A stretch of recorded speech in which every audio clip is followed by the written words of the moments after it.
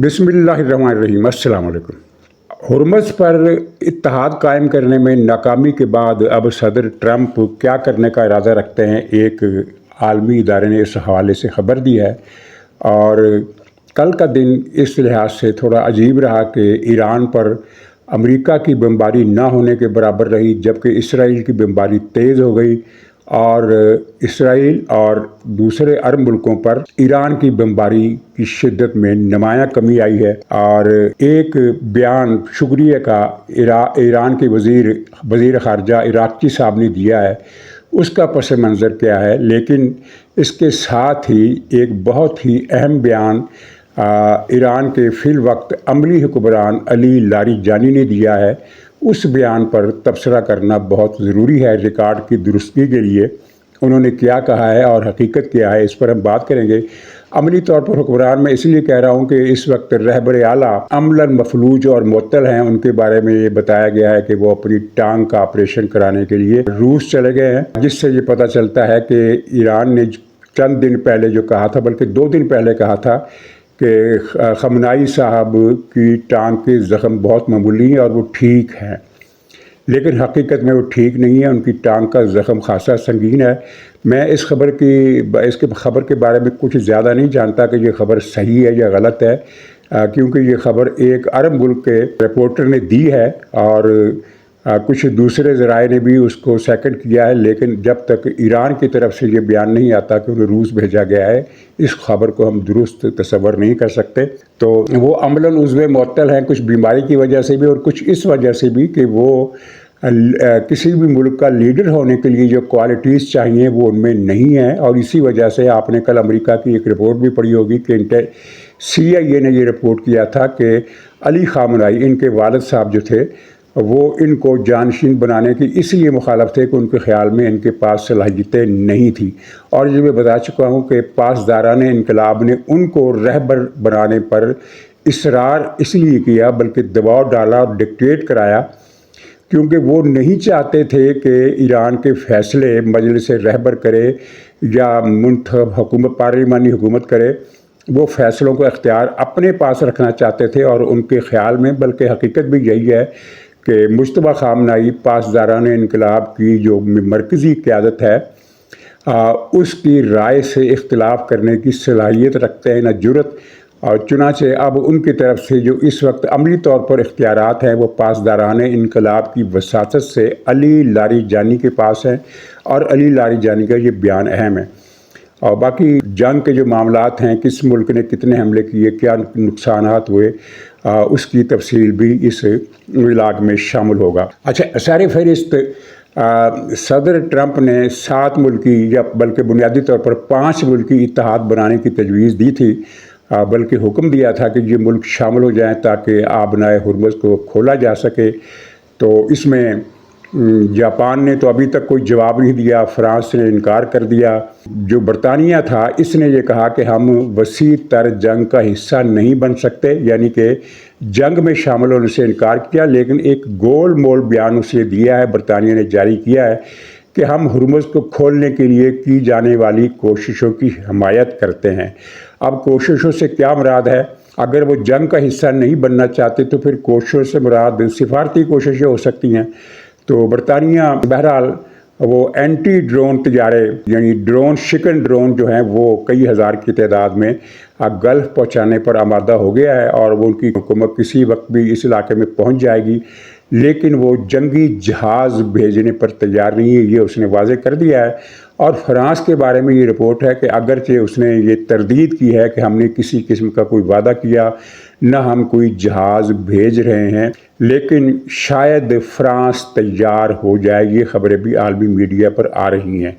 तो मजमूई तौर पर तो ट्रंप की कोशिश नाकाम हो गई, यानी बरतानिया भी उस तरीके से शिरकत पर नहीं माना, फ़्रांस का भी अभी तक इनकार है, अगरचे मुस्तकबिल में इस इनकार के बदलने की उम्मीद कुछ लोग ज़ाहिर कर रहे हैं। चीन जो है वो अपनी पॉलिसी पर कायम है। चीन अमेरिका को नाराज़ भी नहीं करना चाहता और अमेरिका की गुडविल के लिए उसने ताइवान के गिर्द अपना घेरा भी कम कर दिया है। ये एक बहुत अहम डेवलपमेंट है और उसकी वजह ये है کہ چین جس کی معیشت پچھلے کچھ برسوں سے زوال کا شکار ہے، وہ امریکہ سے محاذ آرائی کر کے اس معیشت کے اس زوال کو زیادہ رفتار نہیں دینا چاہتا، تو اس وجہ سے اس کو امریکہ کے صدر سے کچھ توقعات بھی ہیں، اور اس لیے وہ گول مول سے بیانات جاری کر رہا ہے اور ایران کی کوئی کھل کر مدد کر رہا ہے نہ حمایت کر رہا ہے اس طریقے سے جس طریقے سے ایران چاہتا ہے۔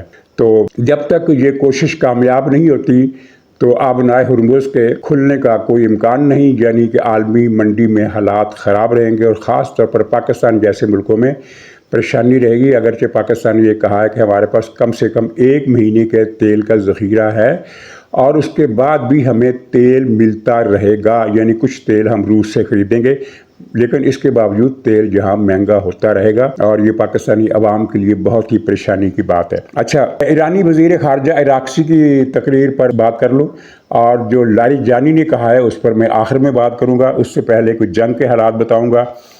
تو عراقچی صاحب نے پاکستان کا شکریہ ادا کیا ہے کہ پاکستان اور اس کے عوام نے ایران کا ساتھ دیا ہے۔ اچھا، یہاں اس بیان پر پی ٹی آئی بہت مشتعل ہے، کیونکہ پی ٹی آئی مسلسل یہ پروپیگنڈا کر رہی تھی کہ پاکستان کی اسرائیل سے بھی ساز باز ہو چکی ہے، پاکستان کی سعودی عرب سے بھی ساز باز ہو چکی ہے، اور پاکستان سعودی عرب کی حمایت میں ایران پر حملہ بس کرنے والا ہے، بلکہ کر دیا ہے، کرنے کیا والا ہے۔ لیکن میں نے آپ کے سامنے یہ عرض کیا تھا 2 دن پہلے کہ پاکستان اس بارے میں بہت محتاط اور پھونک پھونک کر چل رہا ہے، اور توازن کی پالیسی اس نے اختیار کی ہے، بلکہ میں نے اس پالیسی کے لیے بہترین پالیسی کے الفاظ استعمال کیے تھے، اور یہ بات سچ ہے۔ تو عراقچی کے شکریہ کی وجہ یہ نہیں ہے کہ پاکستان نے کوئی بیان دیا تھا ایک محتاط قسم کا، بلکہ اس کی وجہ یہ ہے کہ پاکستان نے پچھلے دنوں میں جو سعودی عرب کے حکام سے اور دوسرے ملکوں سے بھی، لیکن بالخصوص سعودی عرب اور قطر کے حکمرانوں سے جو براہ راست اعلیٰ سطح پر بھی مذاکرات کیے اور بیک ڈور چینل کے ذریعے بھی مذاکرات کے سلسلے چلتے رہے، ان میں پاکستان نے سعودی عرب کو یہ باور کرایا کہ اس وقت آپ کا اور ہم سب کا مفاد یہ ہے کہ آپ ریسٹرینٹ کی، تحمل کی پالیسی اپنائیں، اور ایران کے حملوں پر کوئی جوابی کارروائی نہ کرنے کا فیصلہ کریں، اور یہ معاملات حل ہو جائیں گے، حالات بہتر ہو جائیں گے۔ اس طرح کی بات پاکستان نے کی، جس کے بعد سعودی عرب نے پاکستان کی اس تجویز سے اتفاق کیا، اور ایران کو درمیانے درجے کی زبان، یعنی کہ بہت سخت زبان نہیں، بہت نرم زبان بھی نہیں، لیکن درمیانے درجے کی زبان میں کچھ وارننگ ضرور دی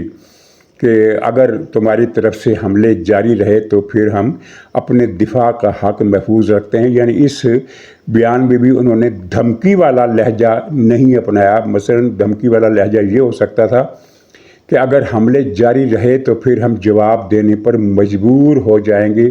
سعودی عرب نے یہ بات بھی نہیں کی، بلکہ صرف یہ کہا کہ اگر ایران کے حملے جاری رہے تو پھر ہم اپنا دفاع کرنا ہمارا بنیادی حق ہے۔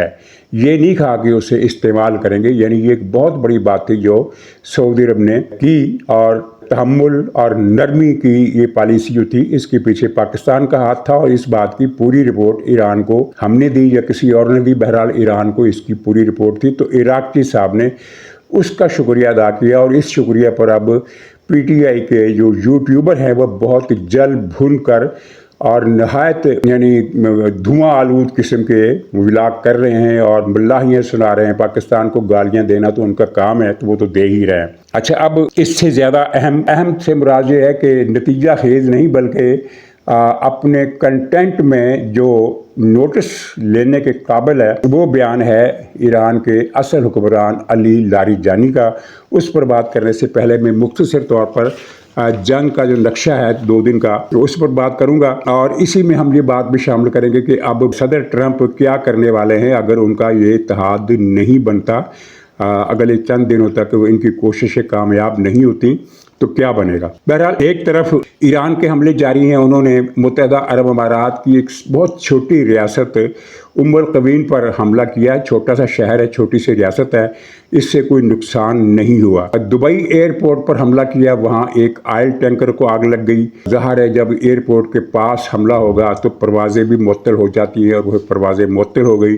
اس کے علاوہ جو بڑی بات ہوئی ہے وہ یہ ہے کہ ایران نے دبئی کے ساتھ ساتھ امارات کے دوسرے بڑے شہر ابو ظبی پر بھی حملے کی دھمکی دے دی ہے کہ ان پر بھی حملہ کیا جائے گا، اور اپنی اس وارننگ کو دہرایا ہے کہ ان دونوں شہروں میں امریکی مفادات اور امریکی کمپنیاں جہاں جہاں ہیں وہاں سے لوگ نکل جائیں۔ اور پھر پرسوں انہوں نے جو سٹی بینک کی بلڈنگ پر حملہ کیا تھا، اس کی بالائی منزلوں کو آگ لگی تھی، اس کے بعد سٹی بینک نے، جو امریکہ کا اور دنیا کا ایک بہت بڑا بینک ہے، اس نے پورے متحدہ عرب امارات میں اپنی سروسز بند کر دی ہیں۔ یہ امارات کے لیے ایک اور بڑا دھچکا ہے۔ اچھا، سعودی عرب پر ایران نے ڈرون حملے کیے اور 60 ڈرون بھیجے ہیں۔ یہ بڑی تعداد، میزائل نہیں بھیجا، اور کل بھی میزائل نہیں بھیجا تھا، پرسوں بھی میزائل نہیں بھیجا تھا، 3 دن ہو گئے سعودی عرب پر وہ میزائل حملے نہیں کر رہا۔ 60 ڈرون اس نے بھیجے ہیں، لیکن وہ 60 کے 60 مس ہوئے ہیں، ایک بھی ڈرون ہٹ نہیں کر سکا۔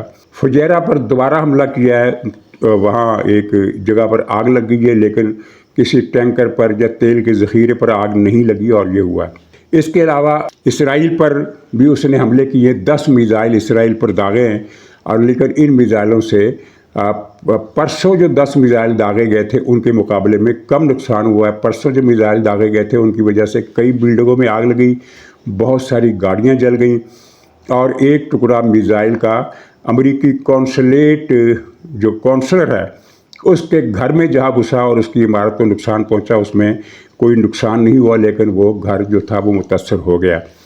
اچھا، ایران کی حامی حشد الشیبی نے بغداد میں امریکی سفارت خانے کی ایک لاجسٹک بیس ہے جسے وکٹری بیس کا نام دیا جاتا ہے۔ یہ امریکی فوج کی بیس نہیں ہے، یہ سفارتی افسروں کی لاجسٹک بیس ہے، اور اس بیس پر حملہ کیا ہے، وہاں بھی آگ لگی ہے اور نقصان ہوا ہے۔ اچھا، یہ ایران کے حملوں کا یہ خلاصہ تھا، اور آپ نے نوٹ کیا ہوگا کہ حملوں میں بہت شدت جو ہے وہ بہت کم تھی، اور بہت ہی نہ ہونے کے برابر کل ایران نے حملے کیے۔ دوسری طرف امریکہ کے کل شام تک ایران پر امریکہ کا کوئی حملہ نہیں ہوا تھا، لیکن اسرائیل کے حملے ایران پر بھی جاری ہیں اور لبنان پر بھی جاری ہیں، اور لبنان میں خاصی تباہی ہوئی ہے۔ اسرائیل نے ایران میں تہران، تبریز، شیراز، بندر عباس کے علاوہ ایک نئے شہر پر حملہ کیا ہے۔ یہ مغربی ایران کا وسطی شہر ہے ہمدان۔ تاریخی ورثے کے اعتبار سے یہ بہت ہی اہم شہر ہے، اور 6-7 لاکھ کی آبادی ہے، تو یہاں کافی عمارتوں کو آگ لگی ہے۔ یہاں کوئی پاسداران انقلاب کی بیس تھی، اس سے ایران نے ہٹ کیا اور وہاں کافی نقصان ہوا ہے۔ اور اس کے علاوہ دوسرا بڑا حملہ، بلکہ ہمدان سے بھی بڑا حملہ، وہ بندر عباس پر ہوا ہے۔ بندر عباس میں پاسداران انقلاب کا ایک میزائل ڈپو تھا اور ان کی ایک بیس تھی، وہ دونوں عمارتیں اڑا دی گئی ہے، وہاں بھی نقصان ہوا ہے۔ اور اطلاعات، مغربی میڈیا کی اطلاعات ہیں کہ وہاں سینکڑوں افراد کی ہلاکت کی خبریں ہیں، لیکن کسی عالمی ایجنسی نے ان خبروں کی تصدیق نہیں کی۔ یہ جو چھوٹے چھوٹے آؤٹ لیٹ ہوتے ہیں، یہ ان کی خبریں ہیں کہ سینکڑوں افراد وہاں مارے گئے ہیں۔ اچھا، تہران میں ایک پھر بہت بڑا حملہ ہوا ہے، اس کے نتیجے میں بہت ساری عمارتیں جلی ہیں، نظر آتش ہوئی ہیں، جانی نقصان بھی ہوا ہے، اور خبر یہ ہے کہ وہاں بھی کئی 100 افراد اس حملے میں مارے گئے ہیں۔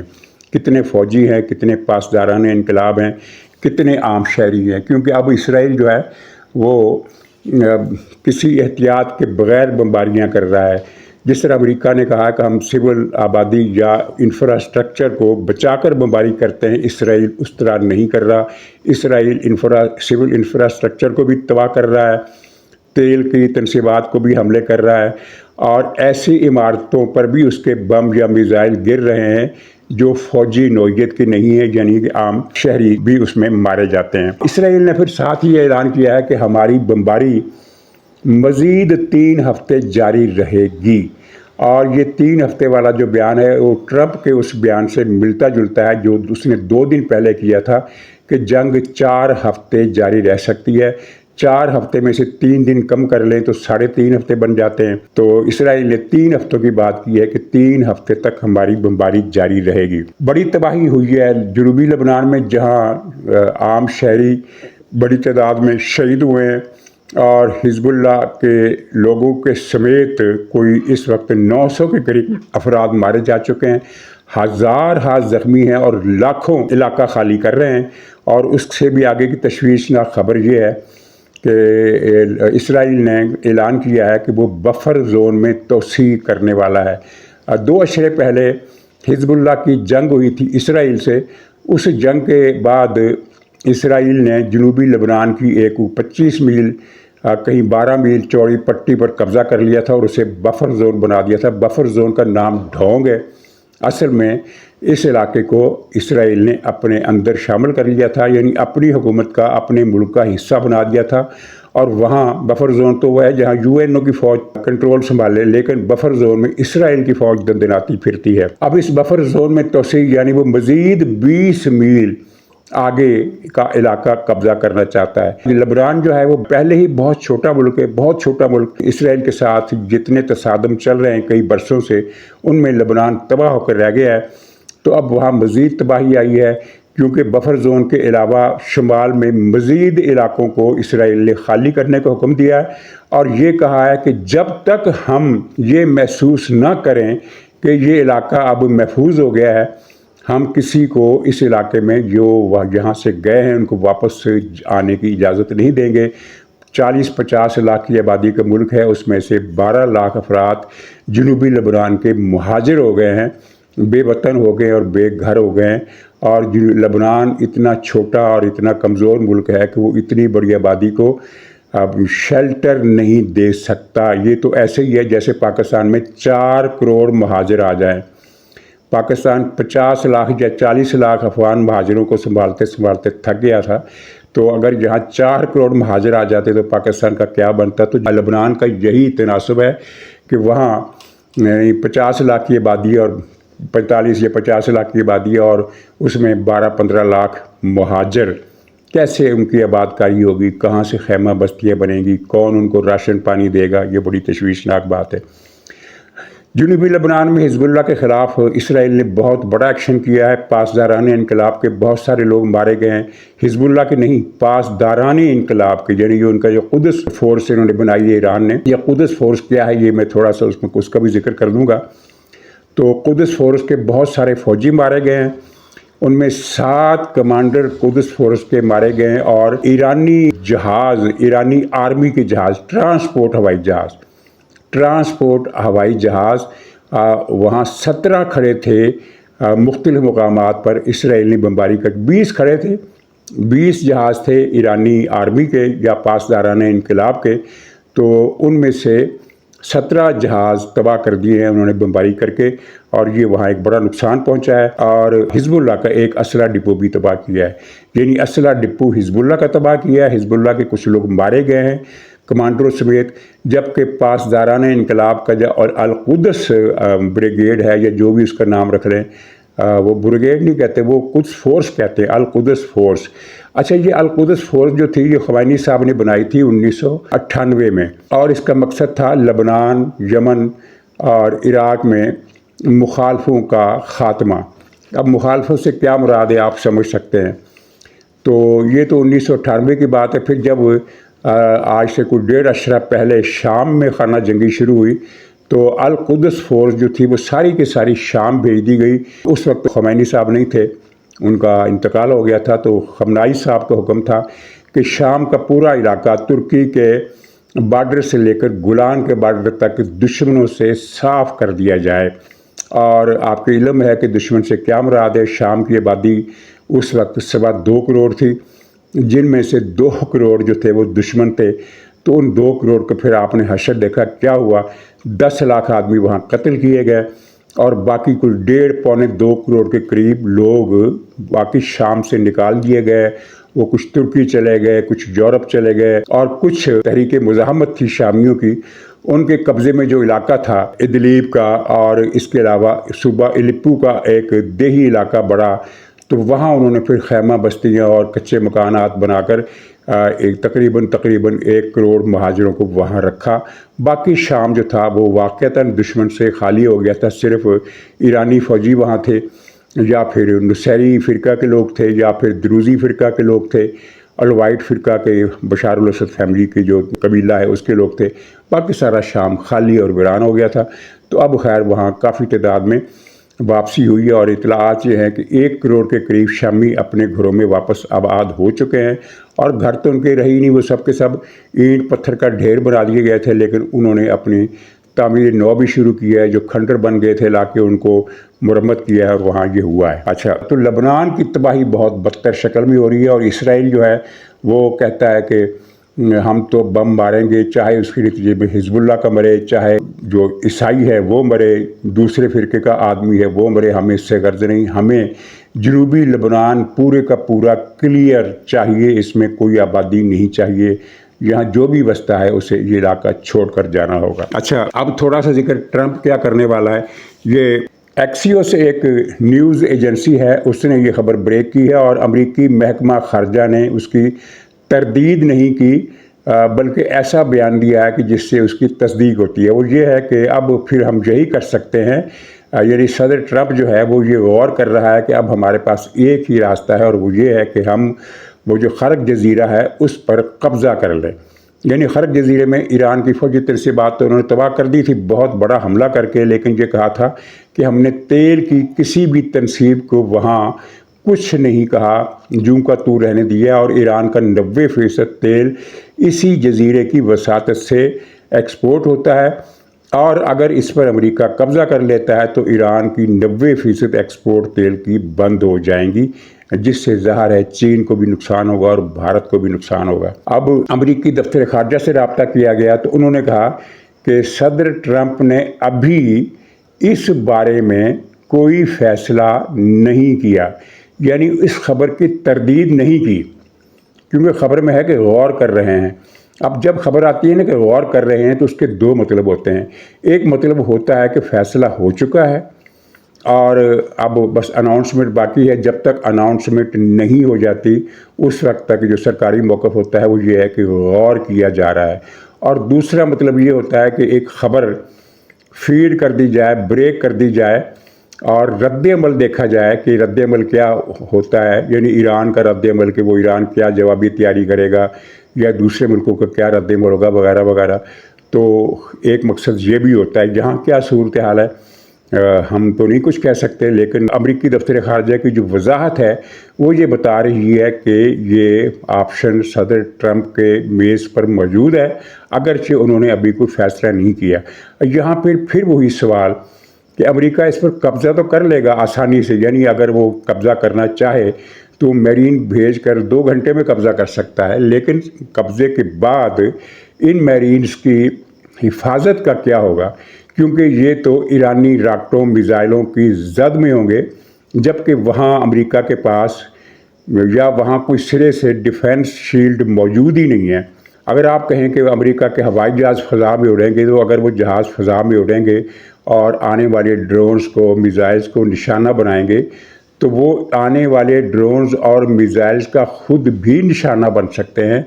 तो ये अभी तक किसी के समझ में नहीं आ रहा कि ये मैरीन कब्ज़ा कर तो लेंगे अगर ट्रंप ने फ़ैसला किया कि कब्ज़ा करना है, लेकिन कब्ज़े के बाद उस कब्ज़े को बरकरार कैसे रखा जाएगा और मैरीन को कैसे बचाया जाएगा। क्या मैरीन को लोहे का लिबास पहनाया जाएगा या क्या किया जाएगा, ये अभी बताने वाली बात है जो किसी तरफ से बताई नहीं जा रही। अच्छा, अब अहम तरीन बात लारीजानी। हाँ, इराक़ची ने जो पाकिस्तान का शुक्रिया अदा किया था उसमें उसने ये भी कहा था कि पड़ोसी ममालिक तय कर लें कि उनका मौक़िफ़ क्या है ईरान के बारे में। तो भाई बात यह है कि अगर आप उन पर हमले करते रहेंगे तो फिर उनका मौक़िफ़ क्या होगा आपके बारे में। तो खैर उसने तो एक छोटी सी बात की जिसमें कोई ज़्यादा खिलाफी हकीकत बात नहीं थी, लेकिन जो लारीजानी ने बात की है वो बड़ी ही लाजानी किस्म का झूठ है और एक झूठा दावा है। उन्होंने कहा कि हमें अफसोस है कि आलम इस्लाम के ममालिक मुसलमान मुल्क हमारी हिमायत नहीं कर रहे, हमारी मदद नहीं कर रहे।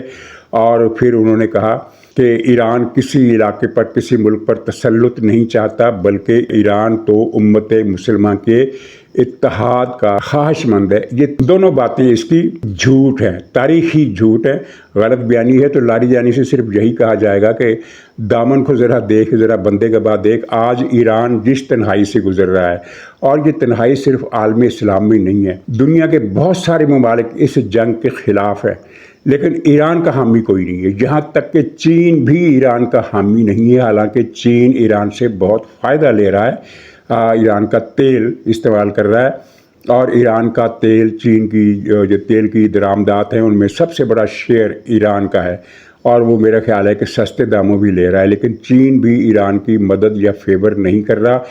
ایک بیان بھی اس کا ایران کے اس طرح حق میں نہیں آیا۔ اصولی طور پر اس نے جو بیانات دیے ہیں کہ جنگ نہ کی جائے، مذاکرات سے مسئلہ حل کیا جائے، اس طرح کی باتیں، یعنی یہ کہ ایران کی حمایت نہیں۔ دنیا کے ممالک میں ایران تنہائی کا شکار ہے، صرف مسلم ورلڈ میں نہیں ہے، لیکن اس کی وجہ کیا ہے؟ اگر وجہ بیان کی جائے تو وہ بہت لمبی کہانی ہے۔ مختصر یہ ہے کہ مسلمان ملکوں میں سے کون سا ملک ہے جس کو ایران نے معاف کیا، جہاں اس نے قتل عام نہیں کرایا، جہاں اس نے بم دھماکے نہیں کرائے، جہاں اس نے ٹارگٹ کلنگ نہیں کرائی، جن کے مفادات کو اس نے نقصان نہیں پہنچایا۔ انقلاب ایران کے فوراً بعد سب سے پہلا ٹارگٹ دو ملک بنے، سعودی عرب اور پاکستان۔ سعودی عرب کی حکومت کا تختہ الٹنے کی کتنی کوششیں کی گئی، وہاں فسادات کرائے گئے، ہنگامے کروائے گئے، جن کی خبریں سنسر ہو کر پاکستان میں بھی پہنچی، اور ان میں بہت زیادہ جانی نقصان ہوا۔ عوامی سطح پر بھی بغاوت کرائی گئی مشرقی علاقوں میں، اور بلوے کرائے گئے۔ حج کے زمانے میں حاجیوں پر اور خانہ کعبہ پر حملہ کیا گیا، اور پھر یمن کی جنگ کی آڑ میں سعودی عرب کو مسلسل بیلسٹک میزائلوں کا نشانہ بنایا جاتا رہا۔ اور وہ پھر جب 2 برس پہلے جب مصالحت ہوئی، مصالحت کہہ لیں، یہ سیز فائر ہوا جنوبی یمن اور شمالی یمن کے درمیان، تو اس کے بعد پھر ایران نے سعودی عرب پر حملے بم داغنے بند کیے۔ اور یہ ضیاء الحق کا دور تھا جب ایران کی فوج پاکستان کے علاقے میں گھس گئی تھی، اور بہت خون ریزی کا وہ دن تھا جس کی تفصیلات بہت حساس ہیں، نہیں بتائی جا سکتی۔ اس کے بعد پھر پاکستان میں جس طرح دہشت گردی کا ایک منظم سلسلہ ایران نے شروع کیا، ٹارگٹ کلنگ میں سینکڑوں لوگوں کو مارا گیا، پھر مسجدوں پر بم دھماکے کیے گئے، مخالف لوگوں پر کے جلسوں میں بم حملے کیے گئے، ہزارہا پاکستانی اس جنگ کا نشانہ بنے جو ایران نے پاکستان کے خلاف چھیڑی پراکسیز کے ذریعے۔ اور پھر بھارت، یہ کوئی پرانی بات نہیں ہے، 8-10 سال پرانی بات ہے، اور وہ تقریریں لوگوں کے پاس محفوظ ہو گئی جنہوں نے ڈاؤن لوڈ کر لی تھی یوٹیوب پر، کہ ایران سے مولوی وہاں جاتے تھے اور پھر مشترکہ جلسے ہوتے تھے بی جے پی کے اور ایرانی مولویوں کے، اور اس جلسوں میں جو انڈیا کے مولوی تھے وہ بی جے پی سے کہتے تھے ایران کے بہاف پر، یہ سٹیج پر سامنے جلسے میں نعرے لگتے تھے، اور سٹیج پر کہا جاتا تھا کہ بھائی صاحب ہم ادھر سے بلوچستان پر حملہ کر کے اسے قبضے میں لیتے ہیں۔ اس وقت پاکستان کے بلوچستان میں حالات اتنے تشویشناک نہیں تھے، یعنی اچھے تو نہیں تھے لیکن اتنے تشویشناک نہیں تھے جتنے اب تھے۔ تو ادھر سے ہم بلوچستان پر حملہ کرتے ہیں، قبضہ کرتے ہیں، ادھر آپ سندھ پر حملہ کر کے اس پر قبضہ کر لیں، پاکستان کے ناسور کا خاتمہ کر دیں اور دونوں ملکوں کے بارڈر مل جائیں، یعنی انڈیا اور ایران کے بارڈر مل جائیں۔ کہاں؟ سندھ کے بارڈر پر، کیونکہ سندھ انڈیا کے قبضے میں ہوگا اور بلوچستان ایران کا صوبہ ہوگا، تو دونوں کا جو بارڈر ہوگا دونوں صوبوں کا، وہ پھر انڈیا اور ایران کا بارڈر بن جائے گا۔ یہ پوری ایک مہم انڈیا میں چلی، اور پھر عراق میں خامنائی کے حکم پر، علی خامنائی کے حکم پر جتنا بڑا قتل عام کیا گیا، 2.5 سے 3 لاکھ افراد چند دنوں میں قتل کیے گئے، اور یہ خامنائی صاحب تھے نا، کوئی اور تو نہیں تھا، جس نے عراق پر امریکی حملے کا خیر مقدم کیا تھا اور امریکہ کا ساتھ دینے کا اعلان کیا تھا، کیونکہ یہ کہا گیا تھا کہ صدام کی حکومت ناجائز ہے اور ظالم ہے، اس سے نجات حاصل کرنا ضروری ہے۔ ٹھیک ہے، یہ آپ کا موقف تھا، صدام کی حکومت ظالم تھی، لیکن آپ نے اس وقت امریکہ کا ساتھ دیا تھا۔ ایک دوسرے ملک پر امریکہ کے حملے کا نہ صرف آپ نے اس حملے کی حمایت کی بلکہ اس حملے کا عملی ساتھ دیا، اپنے رضاکار بھیجے جنہوں نے امریکی فوجیوں سے مل کر صدام کی باقیات کا خاتمہ کیا، اور پھر امریکی فوج ایک طرف ہو کر بیٹھ گئی، اور پھر ایرانی ملیشیاؤں نے وہاں فلوجہ میں قتل عام کیا، صلاح الدین میں قتل عام کیا، الانبار صوبے میں قتل عام کیا، موصل میں قتل عام کیا اور اربیل میں قتل عام کیا، اور علاقوں کے علاقے، محلوں کے محلے صاف کر دیے گئے۔ تو یہ ایران ہی تھا۔ اور پھر شام میں خمینائی صاحب اور وہ کیا نام تھا اس جنرل کا جو مر گیا، اس نے شام میں جو تباہی مچائی، جس طرح بچوں اور عورتوں کو باندھ باندھ کر، رسیوں سے باندھ باندھ کر قتل کیا گیا، انہیں دریاؤں میں ڈبویا گیا، انہیں بڑے بڑے ہال میں بند کر کے ان پر کیمیاوی گیس چھوڑی گئی، انہیں ناپام بموں سے جلایا گیا، کلسٹر بموں سے جلایا گیا، ان کے گھر تباہ کر دیے گئے، ان کی مسجدیں، ان کے اسکول، ان کے ہسپتال، ان کی پناہ گاہیں تک نہیں چھوڑی۔ مجموعی طور پر صرف شام میں 12 لاکھ افراد قتل کرائے آپ نے، اور پھر یمن میں آپ نے قتل عام کرایا، لبنان کو تو آپ نے ویسے ہی تباہ کر دیا، نائجیریا تک جیسے ملک کو جہاں شیعہ سنی کو پتہ ہی نہیں تھا کہ شیعہ سنی فساد بھی کوئی چیز ہوتا ہے، وہاں شیعہ سنی فساد کروائے نائجیریا میں اپنے پراکسیز بھیج کر۔ اور آج بھی یہاں پاکستان میں وہ جو گلگت کا مولوی ہے ناصر عباس، وہ آج بھی تقریریں کرتا ہے کہ پاکستان تباہ ہو جائے گا، پاکستان برباد ہو جائے گا، پاکستان کی فوج ختم ہو جائے گی، یہ ظالموں کی فوج ہے، انہوں نے سکردو میں 69 مظاہرین کو قتل کیا ہے۔ اور 69 مظاہرین کر کے آ رہے تھے، 69 مظاہرین نے وہاں پاکستان کی سرکاری عمارتیں، پاکستان کی فوجی عمارتیں، لوگوں کے گھر، افسروں کے گھر، دکانیں، مارکیٹیں، بینک اور اقوام متحدہ کے کشمیر کے دفاتر جو کہ پاکستان کی فیور میں وہ دفاتر ہوتے ہیں، ان سب دفاتر کو جلا کر راکھ کر دیا اور فوجیوں کو زندہ جلایا۔ تو یہ ناصر عباس کی پالیسی آپ کی پالیسی تھی۔ تو اب آپ یہ تو مت کہیں کہ افسوس کی بات ہے کہ مسلمان ملک ہمارا ساتھ نہیں دے رہے، اور یہ بھی مت کہیں کہ ہم امت مسلمہ کا اتحاد چاہتے ہیں۔ آپ نے تو امت مسلمہ کو فیتی فیتی کر دیا پچھلے 30-35 برسوں میں۔ اور رہی تسلط کی بات، تو یہ اعلان تہران سے ہوتے تھے اور بیروت سے ہوتے تھے کہ بہت جلد ہمارا قبضہ مکہ مدینہ سے لے کر نجران تک ہوگا، کویت، امارات، قطر اور بحرین۔ ہاں، بحرین میں بھی آپ نے خانہ جنگی کرائی جس پر قابو پا لیا گیا۔ تو ٹھیک ہے، یہ ماضی کی بات ہے۔